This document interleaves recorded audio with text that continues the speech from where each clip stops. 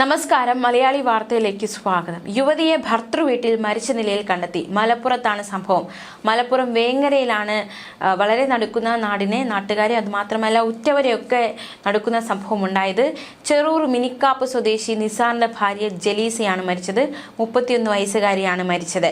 ഇന്നലെ വീട്ടിൽ അടുക്കളയോട് ചേർന്നുള്ള ഷെഡിൽ തൂങ്ങി മരിച്ച നിലയിലാണ് ജലീസയെ കണ്ടെത്തിയത്. 10 വർഷത്തിലേറെയായി ഇരുവരും വിവാഹിതരായിട്ട് 3 മക്കളുണ്ട് ഇരുവർക്കും.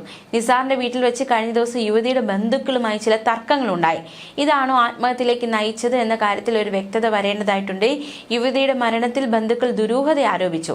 തുടർന്ന് വേങ്ങര പോലീസ് കേസെടുത്തു. അന്വേഷണം പുരോഗമിക്കുകയാണ്. മൃതദേഹം മഞ്ചേരി മെഡിക്കൽ കോളേജ് ആശുപത്രിയിലേക്ക് മാറ്റി പോസ്റ്റ്മോർട്ടം നടപടികൾക്ക് ശേഷം ഖബറടക്കം നടത്തും. എന്തായാലും ഭർത്താവിന്റെ വീട്ടിൽ വെച്ചാണ് ജലീസ ആത്മഹത്യ ചെയ്തിരിക്കുന്നത്. വീടിന്റെ അടുക്കളയോട് ചേർന്നുള്ള ഷെഡിലാണ് ഇത്തരത്തിലൊരു കടുങ്കൈയിലേക്ക് ജലീസ നയിക്കപ്പെട്ടത്. കാരാത്തോട് അപ്പക്കാട് സ്വദേശി ഉത്തമാവുങ്ങൽ ആലി സുലൈഖ ദമ്പതികളുടെ മകളാണ് ജലീസ. എന്തായാലും എന്തുകൊണ്ട് ഇത്തരത്തിലുള്ളൊരു കടുങ്കൈ ചെയ്തു? ആത്മഹത്യ ഒന്നിനും ഒരു പരിഹാരമല്ല എന്ന് ആവർത്തിച്ച് പറയുമ്പോഴും ആത്മഹത്യകളൊക്കെ വർദ്ധിച്ചുകൊണ്ടിരിക്കുകയാണ്. ഒരു പ്രശ്നം വരുമ്പോൾ എല്ലാവരും ആത്മഹത്യയിലേക്ക് തിരിയുകയാണ്. ഇനി നമുക്ക് മറ്റൊരു വാർത്തയിലേക്ക് കൂടി പോകാം. കോഴിക്കോട് എലത്തൂർ തിരോധാന കേസിൽ സരോവരത്തെ ചതുപ്പിൽ നിന്നും കണ്ടെത്തിയ ശരീരഭാഗങ്ങൾ വിജിലിന്റേതാണ് എന്ന് സ്ഥിരീകരിച്ചു. DNA പരിശോധനയിലൂടെയാണ് ഇക്കാര്യം സ്ഥിരീകരിച്ചത്. സരോവരത്തെ ചതുപ്പിൽ നിന്നായിരുന്നു കുറച്ച് മാസങ്ങൾക്ക് മുന്നേ അസ്ഥികൂടങ്ങൾ കണ്ടെത്തിയത്. വിജിലിന്റേതാണ് എന്ന സംശയമുണ്ടായിരുന്നു. എന്തായാലും അത് വിജിലിന്റേതാണെന്ന് ഇപ്പോൾ സ്ഥിരീകരിച്ചിരിക്കുകയാണ്. 2019 മാർച്ചിലായിരുന്നു വിജിലിന്റെ മരണം.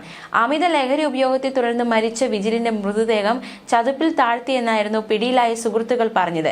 തുടർന്ന് ദിവസങ്ങളോളം സരോവരത്തെ ചതുപ്പിൽ പരിശോധന നടത്തി. പിന്നീട് കിട്ടിയ ശരീരഭാഗങ്ങളാണ് പരിശോധനയ്ക്ക് അയച്ചത്. അതാണ് ഇപ്പോൾ വിജിലിന്റേതാണ് എന്ന് തെളിഞ്ഞിരിക്കുന്നത്.